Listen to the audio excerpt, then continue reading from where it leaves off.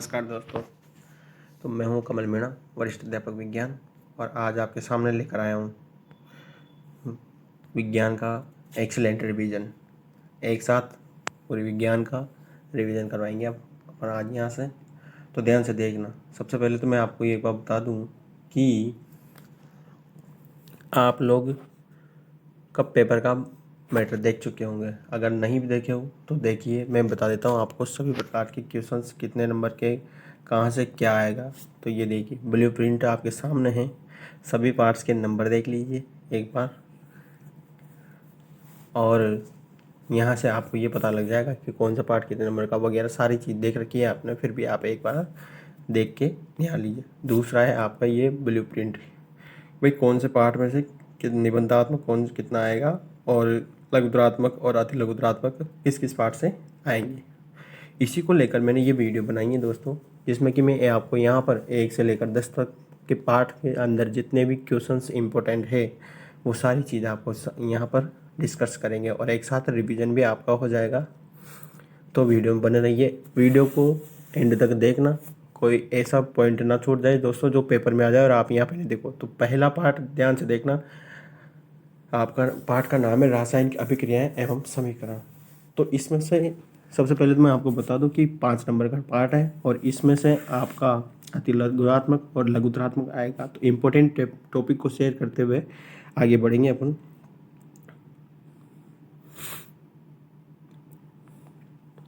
तो first topic है इसका रासायनिक समीकरण।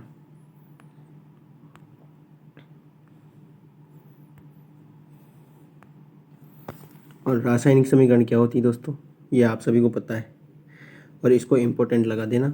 इम्पोर्टेंट इसलिए लगाना क्योंकि पहला पार्ट में से रासायनिक समीकरण से हर बार क्वेश्चन बनता है, तो इस बार भी बनेगा, कोई दिक्कत वाली बात नहीं है।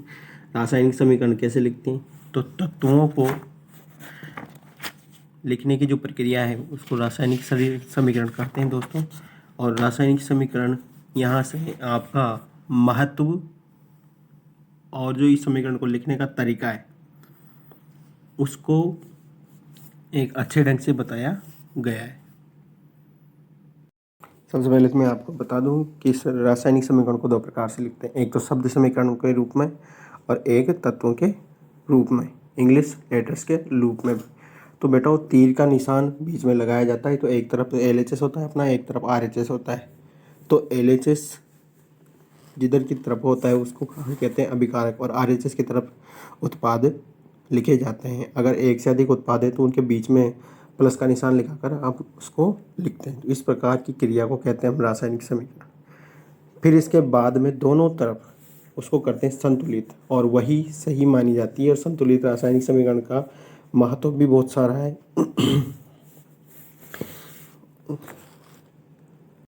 जो समीकरण संतुलित नहीं होती उसे हम कंकाली समीकरण कहते हैं। और संतुलित से रासायनिक समीकरण का जो महत्व है उसमें एक चीज़ ध्यान रखनी होगी कि ये द्रव्यमान के संरक्षण के नियम पर आधारित होती है, और इसके अंदर द्रव्यमान का न तो निर्माण होता है न ही विनाश, केवल एक रूप से दूसरे रूप में चेंज होते हैं। इस प्रकार के रासायनिक समीकरण को संतुलित रासायनिक समीकरण कहते हैं, अर्थात किसी भी रासायनिक समीकरण के उत्पाद तत्वों का कुल द्रव्यमान। अभी यहाँ से हम आगे बढ़ेंगे तो आपको बता दूं, मैं संतुलित रासायनिक समीकरण के बारे में बता रहा था। तो रासायनिक समीकरण का जो संतुलन है वो बहुत इम्पोर्टेंट है, क्योंकि अगर जो संतुलित समीकरण नहीं होती है तो वो किसी काम की नहीं है। उसको कंकाली समीकरण कहा जाता है, और उसको कहीं भी यूज नहीं किया जाता है। इसके बाद में आगे देखना कि समीकरणों को चरणबद्ध रूप से लिखा जाता है, और इसमें अभिकारक में परमाणुओं की संख्या 1 भी हो सकती है, 2 भी हो सकती है। उत्पादों में परमाणुओं की संख्या 1 से अधिक हो सकती है। तो ये समीकरण का रूप था। और इसके आगे बढ़ेंगे तो समीकरण को कई प्रकार, मतलब लगभग 7 चरणों में लिखा जाता है। तो यह आप किताब में से देख लीजिए, मैं यहाँ पर शॉर्ट में बताऊँगा आपको, क्योंकि वरना फिर वीडियो बहुत ज़्यादा लंबी हो जाएगी। अब आगे देखेंगे हम, तो सेकंड टॉपिक आता है अपना रासायनिक अभिक्रियाओं के प्रकार। यहाँ पहले पार्ट से ये जो प्रकार है यही आपको इम्पोर्टेंट लगाना है बहुत ज़्यादा रूप में, और इसमें ज़्यादा कुछ नहीं है। 5 अभिक्रियाएं: संयोजन, वियोजन, विस्थापन और द्विविस्थापन, उपचयन और अपचयन। उपचयन अपचयन रेडॉक्स अभिक्रिया को इंपॉर्टेंट लगा देना। ये 5 जो रिएक्शन देख रहे हो आप सामने, नाम लिखे हुए हैं सभी के, विस्थापन, द्विविस्थापन, उपचयन, अपचयन, ये सभी 5 अभिक्रियाएं में से आपको लगभग 2 से 3 अभिक्रियाएं वहाँ पर देखने को मिल जाएगी। तो आप इनको सभी को इम्पोर्टेंट मानते हैं, फिर सभी को पढ़ के जाएँ। और इसमें मैं आपको ज़्यादा बताऊँ तो ये है कि इसमें अगर आपको पूरे में से पूरे नंबर लिखना है तो समीकरण को भी याद करके जाना। और इम्पोर्टेंट सबसे ज़्यादा तो मैं आपको इसमें फिर बताऊँगा कि एक तो विस्थापन अभिक्रिया और उपचयन अपचयन अभिक्रिया, दोनों के दोनों ही बहुत इंपॉर्टेंट है। विस्थापन में आप सभी को पता है कि एक पदार्थ दूसरे पदार्थ को विस्थापित कर देता है, और उपचयन अपचयन में, उपचयन और अपचयन में दोनों अभिक्रियाएं एक साथ होती है। इसको रेडॉक्स समीकरण के नाम से भी हम जानते हैं, जो कि आपकी किताब में दिया गया है। और ये पाँचों इंपॉर्टेंट है, लेकिन 2 बहुत ज़्यादा इम्पोर्टेंट होने के साथ ही बहुत महत्व भी रखती है, क्योंकि ये 5 नंबर का पार्ट है। और इस पार्ट के अंदर लास्ट में आपके संक्षारण, जंग और विकृतिगंधता, जो आपके घरों में खाने पीने के सामान पाए जाते हैं, इनको सुरक्षित रखने के लिए जो काम में ली जाती है उसे हम विकृतिगंधता कहते हैं। तो ये 5 नंबर का पार्ट आपके सामने कंप्लीट किया मैंने शॉर्ट में। तो आप इन सभी टॉपिक्स को अच्छे से देखते हुए जाना। अब अपन बढ़ेंगे आगे सेकंड पार्ट पे।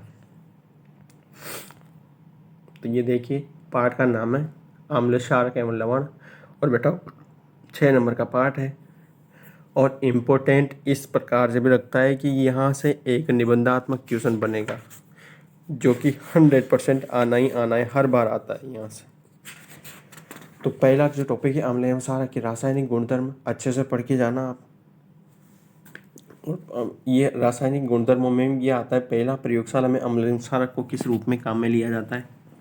और सेकंड है आपका अम्ल एवं क्षार धातु के साथ अभिक्रिया। तो ये अभिक्रियाएं आपको दी गई है किताब में, अच्छे से देखना है इनको। और अम्ल और क्षार की अभिक्रिया आपको धातु कार्बोनेट, धातु हाइड्रोजन कार्बोनेट के साथ भी देखते हुए जाना है। और अम्ल और क्षार आपस में किस प्रकार से अभिक्रिया करते हैं तो आप लोग जानते होंगे।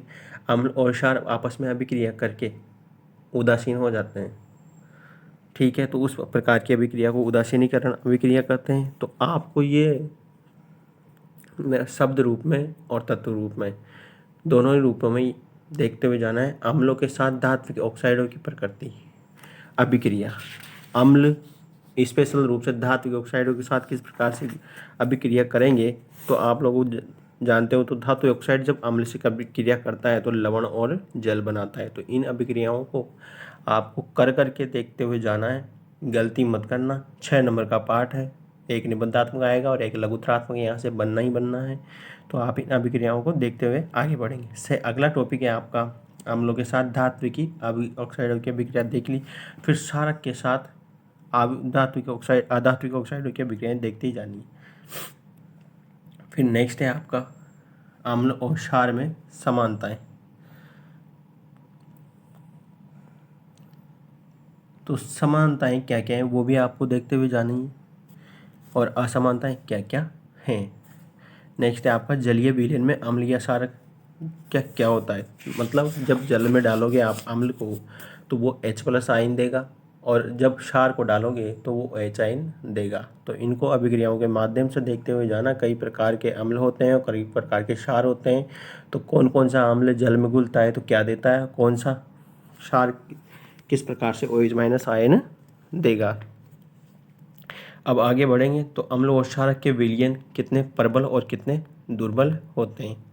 इस टॉपिक को थोड़ा सा इम्पोर्टेंट लगाना, यहाँ से क्वेश्चन बनने का चांस है। और एक बनेगा यहाँ पे अम्ल और क्षार में अभिक्रिया और अम्ल और क्षारक के रासायनिक गुणधर्म। जो निशान लग रहे हैं ये वेरी वेरी इंपॉर्टेंट लगा लेना इनको। और अब सबसे इम्पोर्टेंट तो बात बनती है, इस पार्ट से क्वेश्चन बनने की, हर बार बनता है और इस बार बनेगा, दैनिक जीवन में पीएच का महत्व। हर बार बनता है यहाँ से क्वेश्चन, इस बार भी आएगा। तो इसको इम्पोर्टेंट लगाने लगा बच्चों, क्योंकि दैनिक जीवन में पीएच का मतलब क्या है। पीएच का मतलब है, तो आपके एक पीएच स्केल आती है बेटा, जिसमें 1 से लेकर 14 तक मान लिखे होते हैं। 7 से नीचे के मान अम्लीय और 7 से ऊपर के मान क्षारीय होते हैं, और जो 7 पे होता है वो उदासीन होता है। तो इस प्रकार से पीएच का महत्व भी आपको इम्पोर्टेंट बनाते हुए चलना है। और साथ ही यहाँ से आप लोग इसमें आपको सारे पार्ट 2 में देखोगे तो पेज नंबर 28 पे सारणी नंबर 2.2 है। उसमें कुछ तत्वों के नाम लिखे हुए हैं, लार, नींबू का रस, रंग रहित वातित पेय, गाजर का रस। इन सभी के पीएच मानों को आपको देखते हुए जाना है, और पीएच स्केल का चित्र भी आपको देखते हुए जाना है। और कुछ इंपॉर्टेंट चीज़ें भी दे रखी है आपको कि भाई किसका पीएच मान कितना है। जैसे जठर रस का पीएच मान लगभग 1.2, नींबू का रस लगभग 2.2, तो ये अम्लीय है। शुद्ध जल का पीएच मान कितना होता है 7, और रक्त का 7.4, मिल्क ऑफ मैग्नीशिया का 10, तो ये क्षारीय है। सोडियम हाइड्रोक्साइड का लगभग 14। तो ये सब पीएच मान है जो कि आपको किताब में दिए गए हैं, तो इनको एक बार देखते हुए जाना। अम्लीय वर्षा क्या होती है, तो बेटा जब जल की पीएच मान 5.6 से कम हो जाती है तो वह अम्लीय वर्षा कहलाती है। और अम्लीय वर्षा का जल जब नदी में प्रवाहित होता है तो नदी के जल की पीएच मान भी कम हो जाती है। और अम्लीय वर्षा और कई तरीक़ों से भी हानिकारक है। और हमारे पाचन तंत्र का पीएच मान भी अम्लीय होता है। इसके कारण से हमारा भोजन पाचने में आसानी होती है। पीएच परिवर्तन के कारण दंत क्षय, और कभी कभार आपने देखा हो तो हमारे शरीर में दांत, हमारे मुंह में दांत पाए जाते हैं, और दांतों का जो सबसे कठोर पदार्थ है वो इनेमल होता है, जो कि एक कैल्शियम हाइड्रोक्सी एपिटाइट से बना हुआ होता है। शरीर का सबसे कठोर पदार्थ माना जाता है, ये जल में नहीं घुलता है। लेकिन मुंह की पीएच मान 5.5 से कम होने पर यह संचारित, मतलब इसमें जंग लगने लग जाती है। जब जंग लगेगी तो इसमें ये गंदे होते जाएंगे। तो ये पीएच परिवर्तन के कारण ही हमारे दांत गंदे होते हैं। और फिर क्या होगा, मुंह में उपस्थित बैक्टीरिया भोजन के पश्चात मुंह में अवशिष्ट शर्करा खाद्य पदार्थों का निम्नीकरण हो जाता है और एसिड उत्पन्न होता है। तो भोजन के बाद मुंह साफ करना अपन को बहुत जरूरी अनिवार्य है। ये आपको टॉपिक दिए गए हैं, तो इनको एक बार देखते हुए जाना। अगला टॉपिक है आपका पशु एवं पौधों द्वारा उत्पन्न रसायनों से आत्मरक्षा। तो कभी कभार आपने देखा होगा बेटा कि आपको चींटी डंक मारती है, मधुमक्खी मार देती है, तो उस पर अपन लोहे का कुछ लगा लेते हैं, तो वो आगे बढ़ता नहीं है, सूजन ज़्यादा नहीं आती, हानिकारक नहीं होते। तो ये सभी एसिड अपने मुंह से छोड़ते हैं, और फिर अपन इनको दबाने के लिए या फिर इनको उदासीन करने के लिए क्षार का उपयोग करते हैं, क्योंकि आप जानते हो अम्ल और क्षार की जब अभिक्रिया होती है तो ये एक दूसरे को उदासीन कर देते हैं। अब आगे बढ़ते हैं। अब लवण परिवार, वेरी वेरी इंपॉर्टेंट लगाना बच्चों। लवण परिवार, लवण परिवार में आप देखना कि सबसे पहला जो मान है आपका वो आएगा लवणों का पीएच। लवणों का पीएच हमेशा 7 या 7 से अधिक होगा। और ये पीएच मान पीएच स्केल से मापोगे तो आपको पता लगेगा कि जो 7 के निकट है वो दुर्बल है, और जो 7 से अधिक है वो प्रबल हो जाएगी। इसमें भी 2 प्रकार के होंगे, प्रबल अम्ल और प्रबल क्षार, दुर्बल अम्ल और दुर्बल क्षार। तो ये लवण परिवार आप एक बार देखते हुए जाना। साधारण नमक से रसायन, तो साधारण नमक से रसायन के लिए भी आपको एक टॉपिक दिया गया है जिसमें कि आप क्लोरीन क्षार अभिक्रिया भी देखोगे। सोडियम हाइड्रोक्साइड के जलीय विलयन से विद्युत प्रवाहित करने पर वियोजित होकर सोडियम हाइड्रोक्साइड उत्पन्न होता है बेटा। इस प्रक्रिया को हम क्लोरीन क्षार अभिक्रिया कहते हैं। तो इसकी समीकरण एक बार देखते हुए जाना। चित्र को थोड़ा सा देख लेना, ज़्यादा इंपॉर्टेंट नहीं है। इंपॉर्टेंट तो अब आता है आपका ये जो सारे चीज़ें, विरंजक चूर्ण CaOCl2, बेकिंग सोडा NaOHCO3, धोने का soda Na2CO3.10H2, POP plaster of Paris.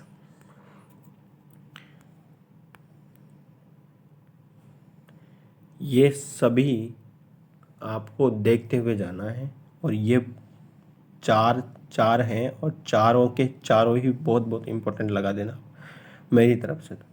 क्योंकि यहाँ से हर बार आता है क्वेश्चन में। इनके सूत्र याद रखना और इनका उपयोग वेरी वेरी इंपॉर्टेंट है, आएगा ही आएगा।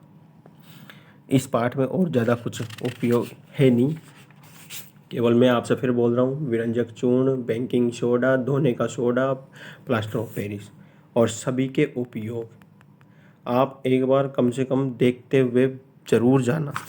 मैं तो यूँ कहता हूँ कि इनको रट के ही चल जाना आप लोग, क्योंकि आएगा ही आएंगे। तो मैंने आपके सामने यहाँ सूत्र भी लिख रखे हैं और किस प्रकार से बना ये वो भी लिख रखा है। तो आप ये समीकरण भी एक बार देखते हुए जाएं और इसका उपयोग तो आपको चारों के याद करने ही करने। अब ये इस प्रकार से आपके 2 पार्ट, और पहला पार्ट 5 नंबर का था, दूसरा पार्ट 6 नंबर का था। इस प्रकार से आपको 11 नंबर की तो मैंने कंप्लीट करा चुका। अब तीसरे पार्ट पे आते हैं अपन, धातु एवं अधातु। ये आपके केमिस्ट्री चल रही है और हो सकता है आपको परेशानी का सामना करना पड़े, क्योंकि केमिस्ट्री बच्चों को बहुत कम समझ में आती है। लेकिन बेटा पढ़ाई तो करनी पड़ेगी, समझ में आए या नहीं आए पेपर में तो आएगा। आप क्या करोगे आप? तो इस कारण से आपको मैं एक्सीलेंट रिवीजन करवा रहा हूँ। एक ही वीडियो में आप इम्पोर्टेंट और अनइम्पोर्टेंट को छांट सकते हो। वैसे आपने सभी ने स्टडी कर रखी है और सभी कंप्लीट रूप से तैयार होके बैठे हो, लेकिन मेरा थोड़ा सा ये सहयोग था, तो हो सकता है आपको अच्छा लगे या ना लगे, लेकिन फिर भी आप देखते हुए जाना। अब अपन देखते हैं धातु एवं अधातु। तो सबसे पहला है भौतिक गुणधर्म। भौतिक गुणधर्म को इम्पोर्टेंट लगा देना, क्योंकि यहाँ से ही क्वेश्चन बनाए इस पार्ट में से, जब भी बनाए। और फिर बता दूं मैं आपको, धातु एवं अधातु पार्ट आपका 4 नंबर का है, तो इसमें एक क्वेश्चन तो 2 नंबर का और एक छोटा छोटा 1-1 नंबर के क्वेश्चन यहाँ से बनेंगे। तो धातु की गुणधर्म देखना किस प्रकार से देखोगे आप। धात्विक चमक के आधार पर, कठोरता के आधार पर, अगाध वर्धनीयता का आधार पर, और तन्यता के आधार पर, और ध्वनिक के आधार पर। ये सभी गुण होते हैं। उष्मा की सुचालक भी होती है और विद्युत की भी सुचालक कौन होती है? धातुएं होती है आपके सामने। तो ये किसके गुणधर्म हुए बेटा? धातुओं के। इस धातुओं के गुणधर्म में अपवाद ये आ जाते हैं कि जो मरकरी और आयोडीन जैसी ये धातुएं, ये क्या होती है कि मुलायम तो होती है और इनको चाकू से नहीं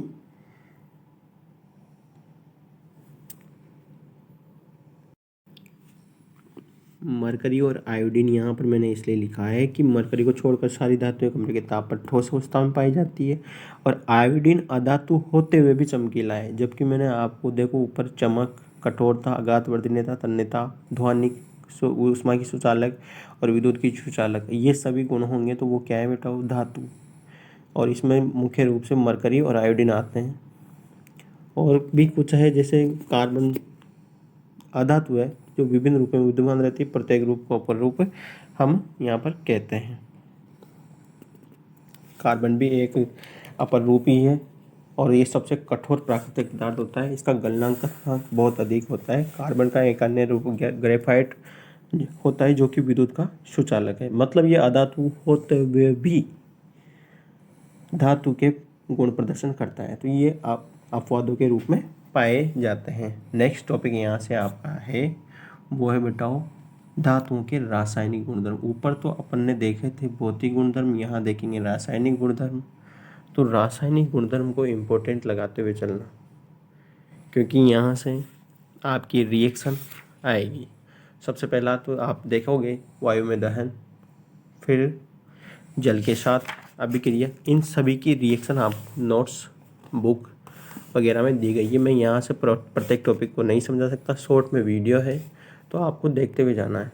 अम्ल के साथ अभिक्रिया, जल के साथ अभिक्रिया, लवणों के विलयन के साथ अभिक्रिया। किसकी देखोगे? सभी अभिक्रियाएं धातुओं की रिएक्शन आपको कि नोट्स वगैरह में से देखते हुए जाना है। और सबसे पहले मैं बता दूं कि प्रत्येक की रिएक्शन आपको आनी चाहिए, अगर नहीं आती है तो आपका नंबर कटेगा। रिएक्शन को अभिकारक और उत्पाद दोनों तरफ संतुलित करते हुए आपको आगे बढ़ना है इन सभी में, जब ये अभिक्रियाएं कहलाती है बेटा। ये अब हम आगे बढ़ेंगे तो आपके सामने एक चीज़ आती है सक्रियता श्रेणी। यह है सक्रियता श्रेणी। तो सक्रियता श्रेणी क्या है, तो आपको मैं बता दूं कि सक्रियता श्रेणी वह होती है जिसमें धातुओं की क्रियाशीलता को अवरोही क्रम में व्यवस्थित किया जाता है। उस प्रकार की श्रेणी को सक्रियता श्रेणी कहती है। और यह आपको जब किताब खोलोगे आप, तो आपको किताब में दी गई है सारणी नंबर 3 देख देखना 3.2। पोटेशियम सबसे ऊपर है और सबसे नीचे है ऑर्गन। तो इस प्रकार से इसमें धातुओं की क्रियाशीलता का क्रम रखा जाता है सक्रियता श्रेणी में। अब आगे चलेंगे अधातु एवं धातुओं की अभिक्रियाएं। मतलब धातु और अधातु आपस में अभिक्रियाएं या फिर किसी और के साथ अभिक्रियाएं किस प्रकार से करती हैं, तो यहाँ पर आपको रिएक्शन देखना होगा बुक से। अब नेक्स्ट देखेंगे अपन धातु की प्राप्ति।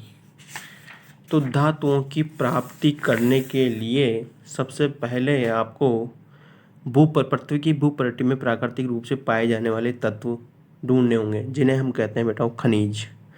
और कुछ स्थानों पर खनिजों में कोई विशेष धातु काफ़ी मात्रा में पाई जाती है, जिन्हें निकालना काफ़ी लाभकारी होता है और उन्हें हम कहते हैं अयस्क। अब ये अयस्क जो पाए जाते हैं बेटा, ये अशुद्ध रूप से पाए जाते हैं। अब इनको हमें शुद्ध करना होगा। तो सबसे पहले तो हम धातुओं का निष्कर्षण देखेंगे और निष्कर्षण के पश्चात हम परिष्करण। तो निष्कर्षण और परिष्करण ये सभी धातुओं को शुद्ध करने की विधियां हैं, जो कि आपको बुक से अच्छे से पढ़ते हुए जाना है।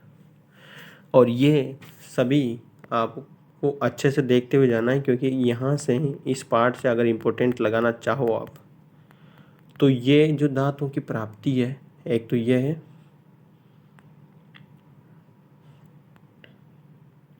और निष्कर्षण परिष्करण और लास्ट में संचारण। ये जंग, लोहे पर ऑक्सीजन और नमी की उपस्थिति में जंग लगता है, उसको हम संक्षारण कहते हैं बेटा।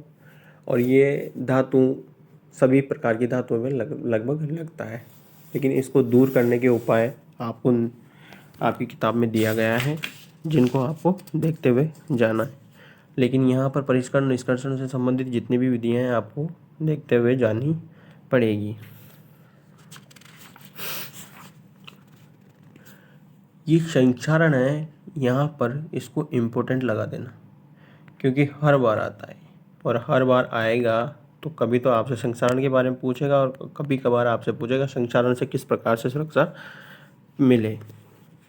तो संक्षारण का दूसरा नाम यशद लेपन भी है। मतलब उसको परत, उसमें लोहे पर परत को चढ़ाएंगे अपन, कलर पेंट करेंगे, तो उस प्रकार की विधि को यशद लेपन भी कहते हैं। 3 पार्ट अपने पास कंप्लीट हो चुके हैं। अब मैं बढ़ूँगा आगे इम्पोर्टेंट पार्ट पे। 6 नंबर का जो अपना पार्ट है, वो पार्ट 4 है, उसका नाम है कार्बन और उसके यौगिक।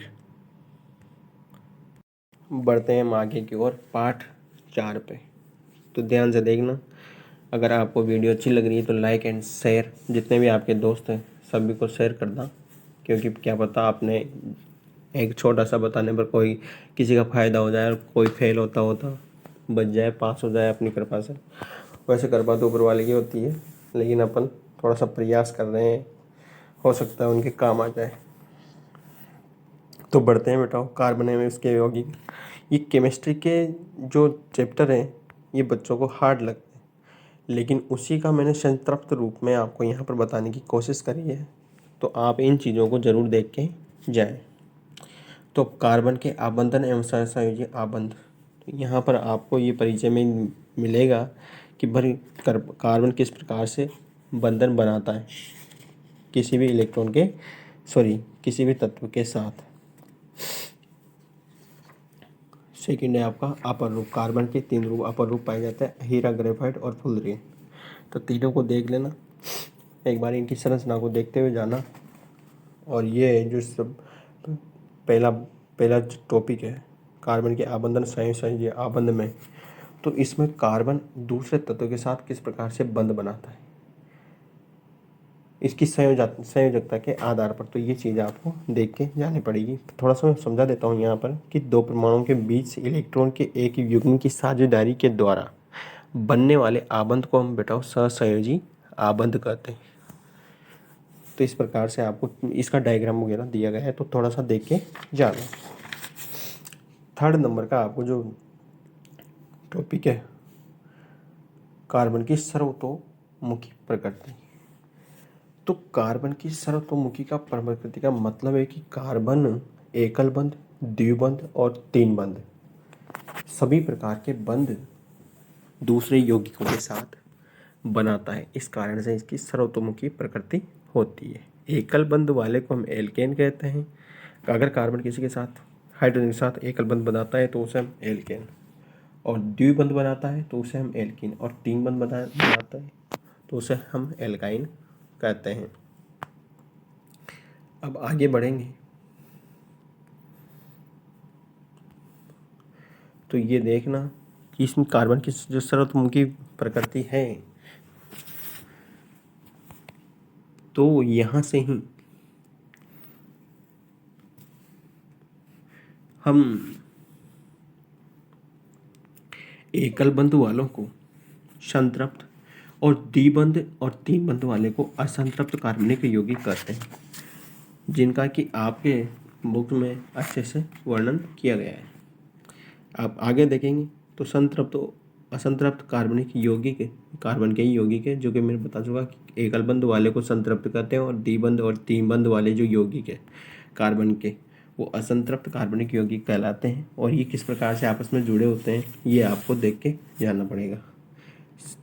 अगला जो टॉपिक है आपका श्रृंखलाएं, शाखाएं और वलय। इसको इम्पोर्टेंट लगाना। और सारणी नंबर 4.2 यह श्रृंखला, शाखा और वलय पर आधारित है, जो कि आपको देख के जाना है 100%, क्योंकि यहाँ से आपको नाम जानने में आसानी होगी। और किस प्रकार कार्बन की शाखाएं होती है वो भी आपको देखने को मिलेगा कि कार्बन किस प्रकार से बंध बनाता है दूसरे तत्वों के साथ और किस प्रकार से उनकी संरचनाएं दिखती है। तो इसमें जैसे आपको कार्बन का कंकाल देखने को मिलेगा कि एक कार्बन, दो कार्बन, तीन कार्बन। तो एक वाले को तो मेथ बोलते हैं, जिसमें दो कार्बन रहते हैं उसको एथेन बोलेंगे, तीन कार्बन वाले को प्रोपेन, चार कार्बन वाले को ब्यूटेन, पाँच वाले को पेंटेन, छः वाले को हेक्सेन, सात वाले को हेप्टेन और आठ वाले को ऑक्टेन। तो ये और 9 कार्बन वाले को नोनेन और 10 कार्बन वाले को डेकेन बोलते हैं। तो ये किस प्रकार से इनकी संरचनाएं और इनके साथ हाइड्रोजन के परमाणु मिलकर किस प्रकार की संरचनाएं बनाते हैं तो देखते हुए जाना। मुझसे दोस्ती करेंगे, अगला टॉपिक है आपका मुझसे दोस्ती करेंगे। ज़्यादा कुछ नहीं है, लेकिन इसको सारणी नंबर 4.3 देख के जाना, जिसमें कि आपको यौगिकों का प्रकार मिलेगा और प्रकार्यात्मक समूह जो जुड़ते हैं नाम के पीछे उनका भी कुछ देखने को मिलेगा। तो 4.3 एक बार इम्पोर्टेंट लगाते हुए आगे बढ़ना है। इसमें आगे इम्पोर्टेंट लगाना आप समझातीय श्रेणी, वहाँ पे लगाई थी अपने सकरिता श्रेणी, और यहाँ पे लगाना है आपको समजातीय श्रेणी। समजातीय श्रेणी किसे कहते हैं तो मैं आपको बताता हूँ कि यौगिकों की ऐसी श्रृंखला जिसमें कार्बन श्रृंखला में स्थित हाइड्रोजन को एक ही प्रकार का प्रकार्यात्मक समूह प्रतिस्थापित करता है, उसे हम समजातीय श्रेणी कहते हैं। ठीक है, तो इसको एक बार देखते हुए जाना, इम्पोर्टेंट है। और यहाँ से आपको नामकरण करने का भी अच्छा सूत्र मिलेगा, CnH2n, जिसमें कि आप n के स्थान पर मान रख के किसी भी तत्व का नाम याद कर सकते हो। आगे बढ़ेंगे तो यौगिकों की नाम पद्धति। नाम पद्धति को वेरी वेरी इंपॉर्टेंट लगा देना, क्योंकि यहाँ से 100% क्वेश्चन आता ही आता है। और नाम पद्धति को देखते हुए जाना है। अगला टॉपिक है आपका यौगिकों के गुणधर्म। रासायनिक गुणधर्म में आपको दहन, ऑक्सीकरण, संकलन और प्रतिस्थापन अभिक्रिया चारों को इम्पोर्टेंट लगा लेना। यहाँ से क्वेश्चन बनता है, आता है। और इनके रिएक्शन भी आपको ध्यान में रखते हुए चलना है, हर बार आता है भाई यहाँ से। तो चारों चीज़ें दहन, ऑक्सीकरण, संकलन, प्रतिस्थापन, ये सारी चारों चीज़ें देखते हुए चलना है। और लास्ट में जो आपका है कुछ महत्वपूर्ण कार्बनिक यौगिक, एथेनॉल और एथेनोइक। तो इसमें एथेनॉल जो अपना सामान्य भाषा में जिसका नाम है शराब, C2H5COON है, यही में बोल दो। सॉरी, एथेनॉल है। और एथेनॉल की अभिक्रियाएं इसने कई तत्वों के साथ दर्शा रखी है, जो कि आप देखते हुए जाना है। और एथेनोइक अम्ल के भी गुणधर्म आपको यहाँ पर दे रखे हैं। और लास्ट में आप इनमें से दोनों में से कोई एक आएगा, आप सबसे ज़्यादा इम्पोर्टेंस देना एथेनॉल को। एथेनॉल को अच्छे से पढ़ के जाना। और लास्ट में आप साबुन और अपमार्जक को तो वेरी वेरी इंपॉर्टेंट लगा लो, हर बार ये आता है। मिशेल वाला आपने पढ़ा भी होगा, सभी ने मिशेल का नाम लेते हैं, देखो थोड़ा थोड़ा दिमाग में आ गया ना आपके। तो मिशेल की संरचना को यहाँ से आपके दिमाग में फोटोकॉपी करके ले जाना, हर बार आता है बेटा, इस बार भी आएगा। और साबुन का निर्माण किस प्रकार से होता है, सोडियम और पोटेशियम की लवण आपस में मिलकर किस प्रकार से साबुन और सर्प एक्सल, सरप जो आप सामान्य भाषा में बोलते हो उसे हम साइंस की भाषा में अपमार्जक बोलते हैं बेटा। और दोनों ही साबुन और अपमार्जक कपड़ों से और शरीर के मैल को हटाने में काम आते हैं। किस प्रकार के पानी में काम करते हैं, ये सारी चीज़ आपको बुक में दी गई है। तो यहाँ से इस पार्ट से इम्पोर्टेंट जो लगाओगे आप, तो ये साबुन अपमार्जक को लगाते हुए चलना है। और दूसरी बात, रासायनिक गुणधर्मों में ये चीज़, और यहाँ से यौगिकों की नाम पद्धति और ये कार्बन की सर्वतोमुखी प्रकृति, ये सारी की सारी चीज़ें इंपॉर्टेंट है। 6 नंबर का पार्ट है। यहाँ से आपका तीनों प्रकार के क्वेश्चन बनेंगे, 1 नंबर का, 2 नंबर का, 3 नंबर का। और हो सकता है आजकल निबंधात्मक जो क्वेश्चन आ रहे हैं वो अलग अलग टाइप से आ रहे हैं, क्योंकि उसमें 3-4 एक साथ ही छोटे छोटे क्वेश्चन जोड़ देता है।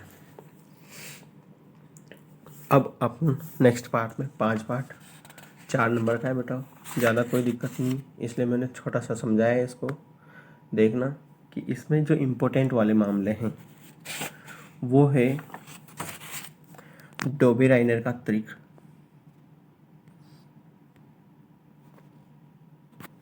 एक तो ये डोबेराइनर का त्रिक, दूसरा है न्यूलैंड्स का स्थल सिद्धांत, और तीसरा आता है मेंडलीव की आवर्त सारणी। इसको इम्पोर्टेंट लगा दें, मेंडलीव की आवर्त सारणी की उपलब्धियां और सीमाएं आपको याद करके जानी है। इसमें ज़्यादा कुछ है नहीं, और अगर देखो तो बहुत कुछ, ठीक है। तो इस पार्ट का नाम है तत्वों का आवर्ती वर्गीकरण, और पार्ट 4 नंबर का है अव्यवस्थित थे पहले के ज़माने में तत्व, उनको व्यवस्थित किया गया और धीरे धीरे व्यवस्थित किया गया।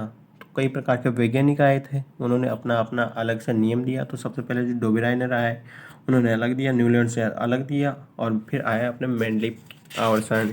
तो मेंडलीव ने फिर उसको अव्यवस्थित से व्यवस्थित किया। फिर इसके बाद में जो आज अपन पढ़ रहे हैं वो है हेनरी मोजले की आवर्त सारणी। तो उसको भी आप देखते हुए जाना।